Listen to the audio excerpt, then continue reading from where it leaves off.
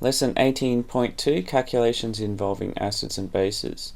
This lesson's about working through all these different types of calculations. So first of all, let's get to the acid dissociation constant.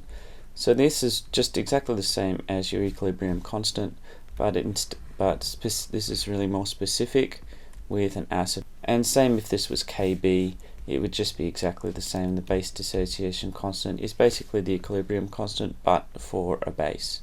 So the key factor is here, it's reversible. So applying the equilibrium law here, that's what Ka is. Ka is just the products over reactants, and in this particular case, because it's 1:1, you can simply convert this A minus to a H plus. That then becomes a H plus squared. You can get the H plus by itself and take the square root, and that's how you can determine the pH using the Ka value. So here we have a real acid, ethanoic acid, and this is how it ends up working out. And then we have also the Kb, because in this case it's accepting a proton. As we learnt previously, the pK, the pOH is equal to 14, and so you would expect that here, this, as we've taken a specific example, we can now call that the pKa and the pKb. And just as a mathematical rule, if you times them together, they also equal the Kw. So that's the difference between Ks and pKs. So I would pay most particular attention to these formulae.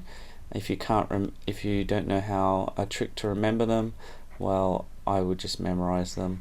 I find this one probably more useful because I'm used to that from the IGCSE, which I'm assuming you are.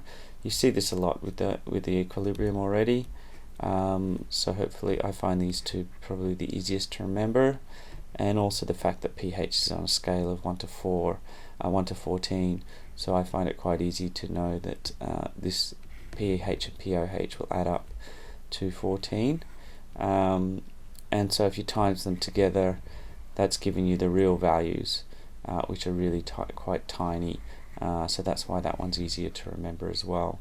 So that's probably the key one here that's the most useful, that I don't want to have to work out myself in an exam. So I memorize this one, I'm afraid, and the rest a little bit easier to work out logically. So let's work through a specific example now. Calculate the pH of a weak acid of concentration 0.1 molar, knowing that the Ka is 4 by 10 to the minus 5.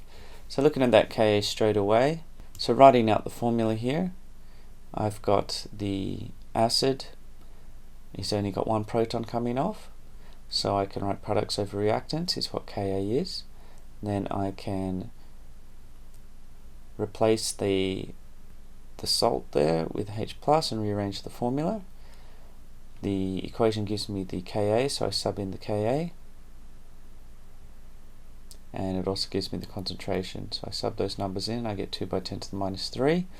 That's the hydrogen ion concentration, so the pH is the negative log of that, so I take the negative log and I get 2.699.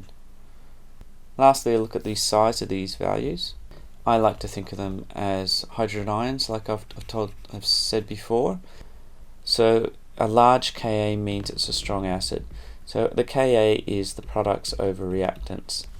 So as you would expect, if you have reactants here going to products, and this does this to a large degree, that will make this quite high, that will make this quite high, therefore the Ka is quite large.